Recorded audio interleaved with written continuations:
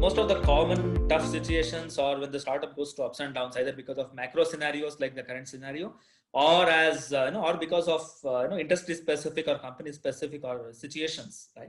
So when you're going through tough situations, you might have to take some tough calls with respect to cutting down budget on an important product on which your important employee is working and so on and so forth, right? Or having to lay off an important person, who is a direct report of your first employee, for example, right? So on and so forth. So your first employee might have spent a lot of effort to onboard that person, attract that person from another company and onboard him or her, right? And now if you have to let him go, because of a tough situation in the organization, it's a very tough conversation with your first employee, right? So on and so forth, right? Or if you have to cut salaries, as it happened right now in many organizations and so on and so forth, right?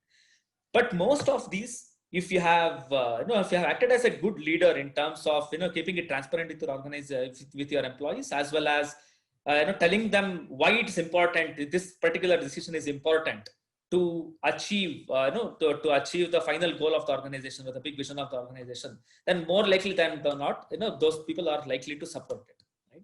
So if you are doing the right things as a good leader, then these things should be taken care of, although they're minor.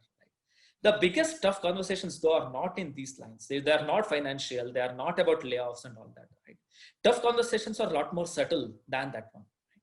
So I'll have to go to the cultural premise for this, right? So what happens is the culture of an organization is the I would call it the lowest common denominator of the behavior of the founder and the leadership team, right? So the worst behavior that is tolerated, right, becomes the culture of the organization. So if you're the founder and you have a leadership team, right, and when some person is talking, other person is checking his email, right, it's a bad behavior, right? Now, if you just let it go of it and you tolerate that behavior cascades down. Even if that guy is a superstar or not a good performer, irrespective of that, right, that behavior cascades down because somebody in the leadership team is doing it, right? And you will not have any other authority to ask anybody else not to do that thing, right? It was just one example, right? That might be 100 bad behaviors like that, right?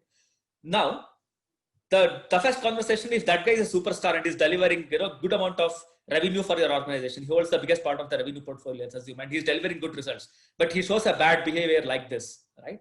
Or bad behavior in terms of promoting his own his own friend rather than somebody who has actually performed, so on and so forth, right? Now you call, as a founder or a CEO, you have to call out that bad behavior in public and make sure that that is fixed, right? That's a very, very, very important and extremely tough thing to do, especially if the guy is a superstar and delivering, right? But unless you fix those behaviors, that will become the culture of the organization. And the moment culture gets poisoned, you know what happens, right? So it's all about the culture, and the culture is the biggest, biggest tool and that you have as a founder and as a CEO as you scale. Right?